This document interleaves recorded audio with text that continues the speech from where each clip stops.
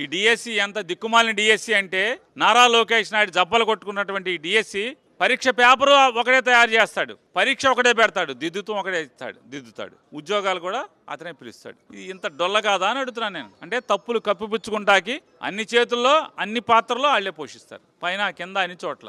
ఎక్కడ checks and cross checks కూడా ఎక్కడ ఉండవు. డిఎస్సి అంటే ఏంటి? జిల్లా selection committee, district selection committee. మరి జిల్లా కలెక్టరేట్లో మీరు డిఎస్సి లిస్టులు పెట్టాలి కదా, మరి ఎక్కడ పెట్టారు? సెక్రటరియట్లో పెడతాం ఏంటి?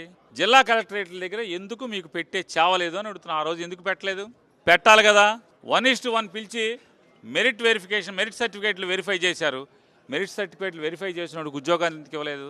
స్పోర్ట్స్ కోటా జాతీయ స్థాయిలో పథకం పొందినోడికి, గోల్డ్ మెడల్ పొందినోడికి లేదా సిల్వర్ మెడల్ పొందినోడికి ఉద్యోగం ఇవ్వకుండా ఊరికే పాల్గొన్నోడికి మీరు ఉద్యోగాలు ఇచ్చారు. కనీసం అర్హత లేకుండా ఇచ్చారు, తర్ఫీదు పొందకుండా ఇచ్చారు, డిఎస్సి రాయకుండా ఇచ్చారు. గమ్మత్ ఏంటంటే టెట్ కానీ డిఎస్సి కానీ 2 పరీక్షలు రాయకుండా మీరు ఉద్యోగాలు ఇచ్చారు, టీచర్ ఉద్యోగాలు. వీళ్ళు మళ్ళీ ఆటలు కాదంట, సైన్స్ చెప్తారంట, ఇంగ్లీష్ చెప్తారంట, సోషల్ స్టడీస్ చెప్తారంట, మ్యాథ్స్ చెప్తారంట, అన్ని భాషలు చెప్తారంట, అన్ని సబ్జెక్టులు చెప్తారంట. డిఎస్సి లేదు, టెట్ లేదు. స్పోర్ట్స్ సర్టిఫికెట్లు అవి దొంగ సర్టిఫికెట్లు అండి. రుజువు చేయడానికి ఛాలెంజ్ చేస్తున్నాం. ఇప్పటికి 100 సార్లు ఛాలెంజ్ చేసాం. పిల్లలు ఛాలెంజ్ చేశారు.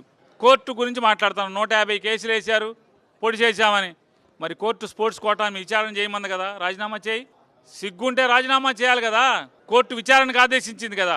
నిన్న డప్పాలు కొట్టావు కదా, కోర్టు ఆపలేదు, ముందుకెళ్ళమంది అని. మరి కోర్టు విచారణ చేయమని ఇచ్చింది కదా. స్పోర్ట్స్ కోటాలో రిక్రూట్మెంట్ మొత్తాన్ని విచారణ చేయమని చెప్పింది కదా. నవ్వుతాడు కదా ఎవడన్నా.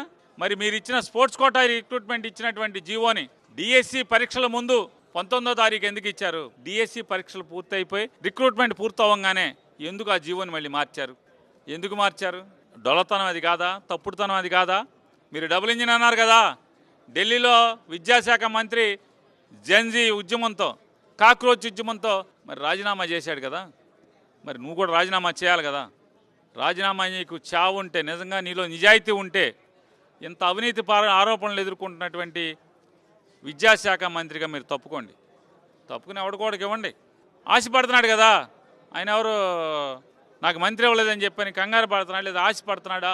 నాకు ఇస్తే బాగుండని కానీ మిమ్మల్ని అడుగుతున్నాడు కదా. బోండా ఉమా గారు ఉన్నాడు కదా, ఇవ్వు, పోయిందే ఉంది.